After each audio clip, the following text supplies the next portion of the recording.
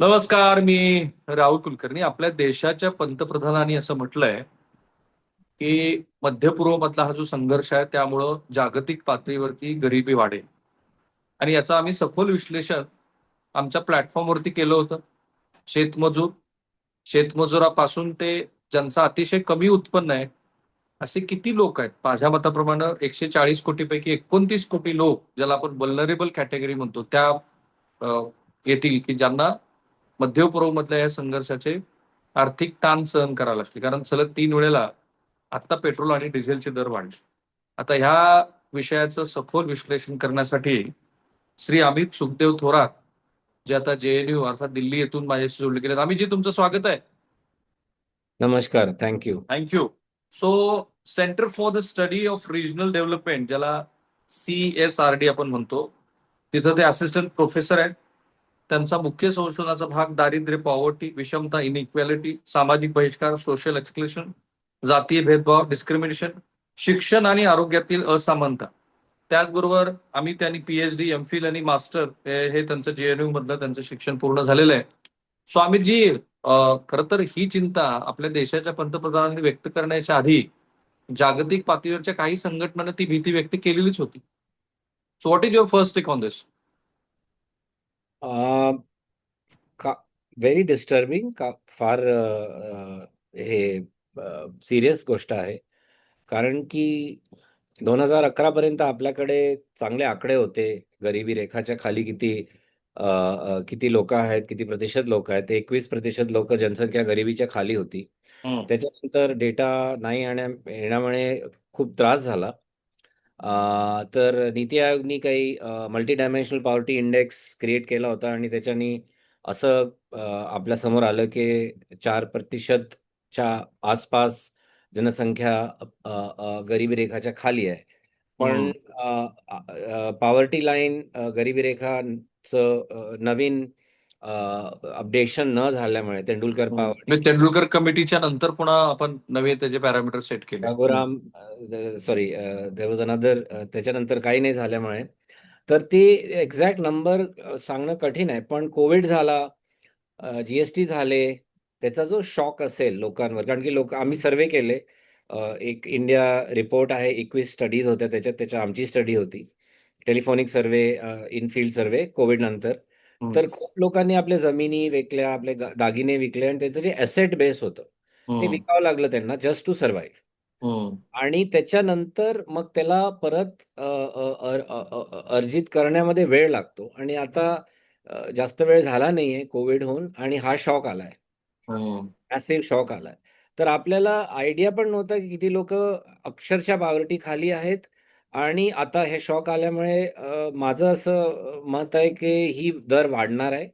आणि आपल्याकडे काही असा उपाय पण नाहीये की आपण एक्झॅक्टली आकलन करू शकू की किती प्रतिशत भारताची जनसंख्या आत्ता गरिबी मध्ये आहे आणि पुढे जाऊ शकते. तर ओके. ही फार चिंताची गोष्ट आहे आणि हे इकॉनॉमीवर याचा अर्थ पूर्ण इम्पॅक्ट राहील. वेज स्पेंडिंग नाही होणार, कारण की लोकांची जर वेजेस, इन्फ्लेशन वाढेल आणि वेजेस कमी जातील तर मग स्पेंडिंग नाही होणार. स्पेंडिंग नाही होणार तर इकॉनॉमीमध्ये अजून प्रॉब्लेम येईल. तसा एक सर्क्युलर ट्रॅपमध्ये आपण, लो इकॉनॉमिक ट्रॅपमध्ये फसू शकतो. राईट. पण आणखीन एक ग्लोबली मिडल इन्कम ग्रुपचा एक ट्रॅप असतो, तुम्हालाही कल्पना आहे त्याची. भारत फॉर्च्युनेटली मिडल इन्कम ग्रुपमध्ये चालला होता आणि तो तिथे अडकून बसेल की काय, अशी एक वेगळ्याच पद्धतीची चर्चा सुरू होती. पण आपण तिकडे नंतर जाऊ. पण कुठले घटक तुम्हाला वल्नरेबल वाटतात की जे पॉवर्टी लाईन मध्ये समजा एका सीमेरेषेवरती उभे आहेत, पण आत्ताच्या ह्या संघर्षामुळे ते अगदीच त्यांचा आर्थिक सगळ्याच क्रंच होऊ शकतो, वल्नरेबल ग्रुप्स? त्याच्यामध्ये सगळ्यात आधी तर जे असेटलेस आहे, ज्यांच्याकडे जमिनी नाही आहेत, त्यांच्याकडे काही दुकानं नाही आहेत, काही संसाधन नाही आहे ज्याच्यावर अवलंबून ते काही अर्जन करू शकतात. जे लेबरर्स आहेत, दिहाडी मजदूर असतात, किंवा कृषीमध्ये किंवा ग्रामीण क्षेत्रामध्ये, नॉन कृषीमध्ये जे दिहाडी मजदूर असतात, जे काम केलं तर कमवतात, ते सगळ्यात वनरेबल ग्रुप्स आहेत. त्यानंतर स्मॉल फार्मर्स, ज्यांच्याकडे मार्जिनल लँड आहे, त्यांच्यासाठी इन्फ्लेशन होईल. त्यांना पेट्रोल आणि याची किंमत जर वाढतील तर ट्यूबवेल आहे, ट्रॅक्टर आहे, त्याची किंमत वाढेल तर त्यांचे इनपुट कॉस्ट वाढतील. सो नेक्स्ट कॅटेगरी ते आहे. आणि त्याच्यानंतर मग जे बिझनेसमध्ये आहेत, ज्यांना पेट्रोल, डिझेल, फ्युएलची गरज आहे, त्यांच्या कॉस्ट वाढतील. So they are the next category, small and medium entrepreneur ज्याला म्हणता येईल. आणि ते हे माझ्या मतामध्ये हे लोक आहेत जे गरिबी रेखाच्या वरी येतात कधी कधी आणि शॉक लागतात तर खाली जातात आणि वर खाली येत राहतात. So they are called transient पोर. ते पॉवर्टीच्या तो आतमध्ये कॅन बी एस्टिमेट, जर तुमच्याकडे नॅशनल सॅम्पल सर्व्हेचा काही डेटा असेल तर त्याच्यावर आधारित राहून 140 कोटी पैकी किती पॉप्युलेशन वाटतं तुम्हाला की these are the vulnerable sector in number of terms? कठीण आहे सांगणं, कारण की प्राइजेस 2011 नंतर चेंज झाल्या आहेत. आपल्याकडे पॉवर्टी लाईनचं कॅल्क्युलेशन एस्टिमेशन नाही आहे. प्राइस इंडेक्स जो आहे, सीपीआय अँड WPI. पीपीआय, त्या दोघांचंही अपडेशन झालं नाही चांगल्या पद्धतीने. They are not capturing the reality. पण जे आमचे काही मित्र आणि अर्थशास्त्री आहेत त्यांचं असं आकलन आहे की त्यांचं मागच्या महिन्यात 2-3 महिन्या आधी आकलन होतं. हे हे सगळं प्रकरण जे झालंय मिडल ईस्टच्या त्याच्या आधी आकलन होतं की त्यांनी एनएसएस डेटा आणि पीएलएफ डेटा दोघांना घेऊन त्यांनी काहीतरी इकॉनॉमेट्रिक एक्सरसाइजेस केल्या आणि त्यांचं असं, तो पब्लिश होणार आहे paper, anywhere between minimum 4 to 24% of our poverty. 140 population, 140. Okay. म्हणजे सो 4 कोटी पासून ते 30-35 कोटी पर्यंत लोकसंख्या ही वल्नरेबल आहे. हो. So depending on the measure, minimum 4% तर आहेच. पण माझं असं माय फिअर इज की ते 20%च्या वर आहे आणि अजून जाईल. हो, सो सॅड. पण एक डेटा तुम्ही तुमच्या बेसिक पॉइंटला म्हणून वापरायचं ठरवलं, एक बेस पॉइंट म्हणून. आपल्या देशामध्ये सध्याच आपण 80 कोटी लोकसंख्येला वेगळ्या माध्यमातनं फूड सिक्युरिटी म्हणून काहीतरी देत असतो. राईट? सो 140 कोटीपैकी 80 कोटी हा जर आपण एक आकडा बेसलाईनचा पकडला तर चित्र काय तयार होतं? म्हणजे ते आता बिलो पॉवर्टी लाईन चे किंवा जे पीडीएफ यूज करणारे लोक आहेत, हम्म, बिलो पॉवर्टी लाईनचं वेगळं सर्वे व्हायचं. हम्म, त्याच्यामध्ये एक्सक्लुजन इन्क्लुजन क्रायटेरिया असायचं. तोही सर्वे किती वेळानंतर झालाय की नाही हे पण एक, मला नाही वाटतं झालाय. लास्ट तो हम्म. कास्ट सेन्सस जो झाला होता तो बीपीएल सेन्सस बरोबर झाला होता. हे तुम्ही एकोणीसशे का 35-37 ची गोष्ट सांगताय की काय? नाही, हे जो लास्ट कास्ट सेन्सस झाला जो रिलीज नाही झाला होता, आय थिंक 2011च्या 10, आसपास. 11. हो, येस. हा, तर रोहिणी ते कमिशनच्या आधीची गोष्ट तुम्ही सांगताय. रोहिणी कमिशन आहे त्या दरम्यानच्या काळामध्ये झालेला, जो डॉक्टर मनमोहन सिंग सरकारच्या काळातला, जो रिलीज नाही केला, बरोबर? एक्झॅक्टली. करेक्ट. तर तो बीपीएल सेन्सस होता की ओके. आपल्याला जाऊन इन्क्लुजन क्रायटेरिया आणि एक्सक्लुजन क्रायटेरियाच्या आधारावर हे डिसाईड करायचं ह्या घराला बीपीएल कार्ड मिळेल की एपीएल कार्ड मिळेल. तो 2011 मध्ये झालाय. आता त्याचं अपडेट झालंय की नाही, कारण की सेन्सस तर झाला नाहीये. हम्म.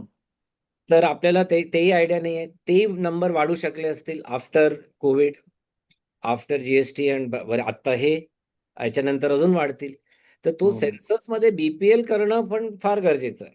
माहित नाही सरकार त्याच्याविषयी काही विचार करत आहे की नाही. नाही, पण आम्ही जे डेटा नाही आपल्याकडे, सिमटम्स तर असतील ना. तुम्ही आता सांगितलं की कोविड नंतर तुम्ही भारतभरामध्ये सर्व्हे केला. व्हॉट आर द सिमटम्स तुम्ही जे ऑब्झर्व केले आणि अजूनही तुम्हाला आता ते रिफ्लेक्टिव्हली जास्त म्हणजे मल्टिप्लिकेशन मध्ये दिसत आहेत पोस्ट, म्हणजे आता ऑनगोईंग क्रायसिस आहे ही मिडल ईस्ट मधली?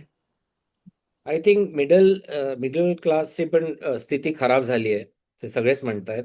लोअर मिडल आणि त्याच्या खालच्या क्लासची व्हलनरेबिलिटी फार वाढली आहे. इन्फ्लेशन खूप वाढलंय, अनएम्प्लॉयमेंट वाढलाय. सो त्याच घरामधले जे यंगर लोक आहेत त्यांना जॉब नाही मिळत आहे. तर माझ्याच जे आज कम्युनिटीमध्ये लोक आहेत ते सगळे हे म्हणतायत की दी cost of living has gone up tremendously. ते वर्किंग क्लास पण आहेत, कुक्स आहेत, मेड्स आहेत, हेल्प्स आहेत, गार्डनर्स आहेत, वॉश वॉश कार क्लीनर्स आहेत. सगळे हेच म्हणतायत की जेवढं जेवढ्या पैशामध्ये ते आधी जे अफोर्ड करू शकतो ते आता त्याचं ऍटलिस्ट थर्ड कमी झालंय. सो क्लिअरली रिअल वेजेस वाढले नाहीयेत आणि इन्फ्लेशन वाढलंय. तर त्याचा फाईन. मोठा असर पडलाय. आणि ज्या लोकांकडे एसेट नाही आहे, रेग्युलर जॉब नाही आहे, सरकारी जॉब नाही आहे, रेग्युलर सॅलरी नाही आहे, ते कॉन्ट्रॅक्टवर राहतात किंवा दिहाडी मजदुरीवर राहतात, तर त्यांची व्हलनरेबिलिटी अजून जास्त वाढली आहे. आणि हम्म. इकॉनॉमीमध्ये जॉब खाली येण्यामुळे त्यांचे त्यांचे अवसर जॉब्सचे अजून कमी होणार आहेत. तो hmm. Vulnerability is going to increase tremendously okay, असं. पण सिम्टम्स काय म्हणजे लोकांनी आपल्या मुलांचं शिक्षण थांबवलंय किंवा तुम्ही म्हणालात की ऍसेट्स लोकांनी विकल्या, असे काही सिम्टम्स 5-10 तुम्हाला दिसत आहेत? मला वाटतं एसेट विकणं पण सुरू आहे. Okay. It has impacted medical health expenditure. हम्म. पण आणि तर लोक काय करतायत की त्यांच्या मेडिकल हेल्थ एक्सपेंडिचरसाठी किंवा मुलांच्या शिक्षणासाठी किंवा जे इमिजिएटली एक्स्ट्रा एक्सपेंडिचर येते, तर ते एकामेकाची मदत करण्याचा प्रयत्न करतायत किंवा उधार मागतायत. ओके. आणि हे त्यांनाच मागतायत ज्यांच्याकडे रेग्युलर सॅलरी आहे, who can afford to give. Okay. तर एक आय थिंक एक स्टडी आली आहे, हार्वर्डमधून आली आहे मला वाटतं, if I am not mistaken, की इंडियामध्ये कसे लोक सर्व्हाइव्ह करतात. तर ते केस स्टडी आहे एका टेलरचं, की त्याची बहीण आजारी पडली, तर त्यांनी आपल्या क्लायंटशी, त्याच्या लँडलॉर्डची, त्याच्या रिलेटिव्हची, सगळ्यांकडून पैसे जमा केले, तेव्हा तो त्याचं ट्रीटमेंट करू शकला. तर लोक हम्म. एकामेकाची हेल्प करतायत. इंडियन पीपल एकामेका समजतात की जर याची हेल्प नाही केली ते खाली घसरतील आणि त्यांचं काही खरं नाही आहे. तर लोक हेल्प ओके. करतात, पण ते इन्फॉर्मल मेकॅनिझमनी करतात. ओके. आता तुम्ही मदतीची भाषा केली म्हणून खरं तर मला हा नंतर घ्यायचा होता मुद्दा, पण आताच विचारतो. लोक एकमेकांना मदत करतात, सरकार ह्या लोकांना मदत करताना दिसतंय का? हा कठीण प्रश्न आहे. सरकार ज्या इतक्या स्कीम्स आहेत आणि त्याच्यामध्ये आपण क्रेडिट स्कीम्स आहेत, बऱ्याचशा स्कीम्स आहेत, पण मला वाटते त्याचा त्याच्याविषयी इन्फॉर्मेशन, त्याला ऍक्सेस करणं, त्याच्यामध्ये पेपर वर्क आहे, त्याच्यामध्ये फॉर्म भरणे, हे सगळे जे आहेत हे फार अवघड जाते लोकांसाठी, जे ज्यांना एक तर कॉन्टॅक्ट नाही आहे. तुम्ही एजंट्सला यूज करा, तिकडे तुम्हाला कमिशन द्यावं लागेल किंवा स्वतः करा. अँड इफ आणि जर शिक्षण कमी आहे आणि आपल्याला काम करायचं दिवसभर, तर आपल्याला सुट्टी घेऊन जाऊन एक दिवस पूर्ण फॉर्म, 2 दिवस 3 दिवस फॉर्म भरायची संधी कुठे असते. हम्म. आणि ते आधारशी लिंक असेल, ते पॅन कार्डशी लिंक असेल, त्याच्यामध्ये तुमचे नाव चुकीचं आहे तुमचं, हे सगळं मी पाहत आहो. एक हम्म. स्कीम घ्यायसाठी जेवढं प्रशासनिक धावपळ करावं लागते आणि त्याच्यामध्ये Aadhaar, PAN, birth certificate, caste certificate हे सगळं पाहिजे, ते घ्यायलाच लोकांना 2-2, 3-3 वर्ष लागतात. गावाला जाऊन घ्यावं लागतंय. तर हम्म. सगळ्याचं जे ऍक्सेस आहे ते इतकं सोपं पण नाहीये. ओके, पण तुम्हाला हे ज्या डायरेक्ट कॅश ट्रान्सफरच्या ज्या स्कीम दिसतात, लाडकी बहीण असेल किंवा लाडली बहीण मध्य प्रदेशमध्ये, अगदी बंगालमध्ये पण वेगळ्या पद्धतीच्या स्कीम्स होत्या. या योजना तरी सरकारच्या थोड्या बहुत प्रमाणामध्ये मदत करतायत का, किंवा अशा आणखी काही तुम्हाला वाटतात की पीडीएसच्या माध्यमातून जो काही येत असेल लोकांना मदत? मदत करत असतील ते, ज्यांना मिळतात ते obviously, if there cash transfer त्याचा फाईन. फायदा होईल. पण तुम्ही cash transfer to cash transfer पण कसं किती वेळ अवलंबून राहणार. लोकांची कमावण्याची ऐपत जी आहे, त्यांना जी त्यांची अबिलिटी आहे, स्किल आहे, एज्युकेशन आहे, स्किल सेट आहे, काहीतरी त्यांच्याकडे उद्योग आहेत, ते लॉंग टर्म मध्ये त्यांना फायदा देईल ना. राईट. हँडआउट किंवा डोल किंवा अशी भिक्षावर थोडी आपली सिटिझनशिप अवलंबून राहायला पाहिजे. एक फाईन. स्ट्रॉंग, व्हायब्रंट लेबर फोर्ससाठी डोलवर नाही, डोल आणि हँडआउट्सवर ती ती लेबर फोर्स नाही बनत ना. फाईन. त्यांचं स्किल, त्यांचं एज्युकेशन, त्यांचं असेट ओनरशिप, आणि ते मग तुम्हाला पिढी दर पिढी मग ते ते देते. I think right. त्याच्यावर फोकस करणं फार जरुरी आहे. स्किल प्रोग्राम आहेत का गव्हर्नमेंटचा, पण त्याच्यामध्ये प्रॉब्लेम्स आहेत आणि राईट. इंडस्ट्रीबरोबर लिंकेज त्याचे प्रॉब्लेमॅटिक आहेत. स्कूलमध्ये पण व्होकेशनल ट्रेनिंगचे आहे, त्याच्यात लिस्ट आहे इतक्या सगळ्या सब्जेक्ट्सची, 14-15 सब्जेक्ट्सची, पण 3च आमचे स्टडी सांगते की त्याच्यामध्ये 3च IT किंवा कुकिंग किंवा होम सायन्सेस आहे. तर असे बरेचसे प्रॉब्लेम्स आहेत. Okay.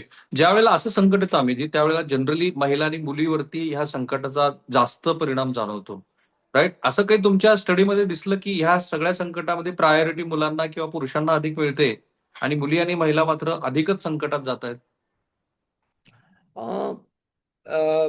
Intra household decision making जी असते, की जर आपली इन्कम कमी झाली तर इनफॅक्ट मुलींनी बायकांनी बाहेर जाऊन काम करायला पाहिजे. पण आपण पाहत आहोत की लास्ट काही वर्षांमध्ये अ, अ, हे जे आहे काही वर्षांमध्ये विमेन पार्टिसिपेशन कमी झालंय, वर्कफोर्स पार्टिसिपेशन कमी झालंय. तर ते नाही होत आहे पहिली गोष्ट. दुसरं, जेव्हा इन्कम कमी होते, ते इन्कम जेव्हा घरामध्ये शेअर करायचं असेल, तर त्याच्यामध्ये आपण पाहतो की गर्ल चाइल्ड असेल त्यांना स्कूलमध्ये नाही पाठवतील, त्यांचं न्यूट्रिशन कमी होते, बाया शेवटी जेवतील. तर अशाच परिस्थितीमध्ये डिसएडव्हान्टेज बायांचा आणि मुलींचा घरामध्ये होतोच होतो. राईट. माझा शेवटचे 2 प्रश्न आहेत, की कोविड नंतर बरेच अर्थतज्ञ म्हटले होते, की के रिकव्हरी होईल आपल्याकडे. काही म्हणाले, की डब्ल्यू रिकव्हरी होईल वगैरे, वगैरे. सो आता गिव्हन सिच्युएशनमध्ये तुम्हाला वाटतं का, की आपल्याकडे तेवढी आणखी ताकद आहे, की डोमेस्टिक कन्झम्पशन आपलं बरं आहे, परकीय चलनसाठा बरा आहे वगैरे. सो पूर्वी जशी झाली केस रिकव्हरी किंवा W recovery, how do you see the probability? अरे, आपली इकॉनॉमी स्ट्रॉंग आहे, पब्लिक सेक्टर पण स्ट्रॉंग आहे, तरी पण म्हटलं तर बँकिंग सेक्टर.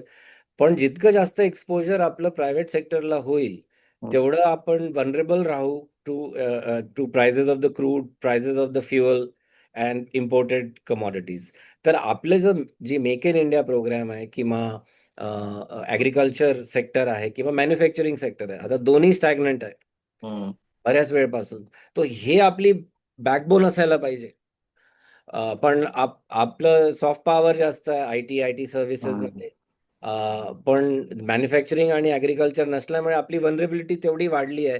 तर रिकव्हरी मला वाटते आपण करूया, पण त्या रिकव्हरी मला वाटते स्लो राहील आणि त्या रिकव्हरीमध्ये कोण रिकव्हर किती करेल आणि कोण किती लूज करेल, रिकव्हर करायलाही ते जे लॉसेस होतील त्यांच्या असेट आहे किंवा विकावं लागेल जमीन किंवा हे, तर त्याच्यानंतर आय थिंक रिकव्हरी होऊनही I think will have lost a lot. People okay. Would have lost a lot. Okay. बऱ्याच वेळेला सरकार उद्योग व्यवसायासाठी पीएलए सारखी स्कीम देत राहतं, राईट? सो तुम्हाला असं काही दिसतात 4-5 गोष्टी, की जर इतके वल्नरेबिलिटी असेल आणि आता स्वतःच पंतप्रधान म्हणतायत, की गरिबी वाढेल. So these are the things government can provide. ह्या 4-5 गोष्टी तरी सरकारने करायला हव्यात. मला वाटते ॲग्रिकल्चरमध्ये त्यांना हेल्प करावं लागेल. आपण चायनानंतर largest producer of fruits and vegetables आहोत. हं, चायनाचा वर्ल्ड शेअर 15% आहे ट्रेडमध्ये, आपला 1% पण नाही आहे. हं, तर आपले जर फार्मर्स इफेक्टिव्ह आणि प्रोडक्टिव्ह आहेत फार्म गेटवर, पण हं, त्यांना ते आपलं प्रोड्यूस वाचू नाही शकत, ते रॉट होते. हं. कोल्ड स्टोरेजेस नाही आहेत, कोल्ड ट्रान्सपोर्टेशन नाही आहेत. तर I think I think I don't know the exact figures, but माझी गेस आहे की 20 to 30 इवन 40% आपलं प्रोड्यूस वेस्ट जाते, रॉट होते. करेक्ट. तेच आपण सेव्ह केलं ॲग्रिकल्चर सेक्टरमध्ये, तर पहिली खूप मोठी गोष्ट होईल ती. आणि त्याला विकून फार्मर्सचे फायदा होईल. दुसरा म्हणजे की असेट क्रिएशन. एक स्कीम होती तेलंगणामध्ये, दलित बंधू म्हणून, जिथे एका फॅमिलीला 10 लाख रुपये दिले गेले. वन हं, टाइम पेमेंट. तर त्यांनी जमिनी खरीदल्या, ट्रॅक्टर खरीदले, व्हेइकल्स खरीदले, आपल्या मुलाबाळांना एज्युकेशन इन्स्टिट्यूशन्समध्ये टाकलं, तर त्यांचं एकदम इकॉनॉमिक स्टेटस एका दमाने वर आलं. त्याच्यानंतर त्यांना परत हेल्प करण्याची गरज नाही. तर असा असेट ट्रान्सफर किंवा वन टाइम ट्रान्सफर हे फक्त दलितांसाठी केलं होतं, कारण की त्यांचं हिस्टॉरिक एक्सक्लुजन डिस्क्रिमिनेशन आहे, तर रेपरेशन म्हणून ती स्कीम होती. पण हे दलित, ट्रायबल आणि जे वनरेबल ग्रुप्स आहेत आजही, त्यांना पण करायला पाहिजे. मला असं वाटतं गव्हर्नमेंटने याच्याविषयी विचार करायला पाहिजे. One time transfer as a reparative scheme. आणि नाहीतर बाकी लोकांना आपण एक large lump sum transfer to create asset, income earning assets, ज्याच्यापासून ते त्यांची कमाई होऊ शकते. अशा केल्याने त्यांचा लाँग रन मला वाटतं स्टेबिलिटी राहील, इन्कम राहील आणि ते कॉन्ट्रिब्यूट प्रोडक्टिव्हली करू शकतील. Rather than giving them piecemeal, मध्ये-मध्ये थोडं-थोडं देऊन त्यांना फक्त okay. As a survival mechanism or a safety net.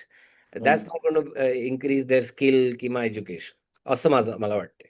Thank you Abhijit. Thank you. तुम्ही अतिशय महत्वाच्या अशा काही सूचना सरकारला केल्या. तुमच्या अभ्यासाच्या अंती आलेल्या आणि देशभरातल्या तुमच्या सर्व्हेनंतर आम्ही हा प्रयत्न करतो अमितजी, की भारतभरातले जेवढे म्हणून अर्थतज्ञ आहेत वेगवेगळ्या विषयांना जे बघतात, तर त्यांची मतं सरकारसमोर यावीत आणि फॉर्च्युनेटली सरकार त्या मतांचा आदर करत त्यांना जे योग्य वाटतं तशा पद्धतीचे प्रयत्नही आम्हाला करताना दिसत आहे.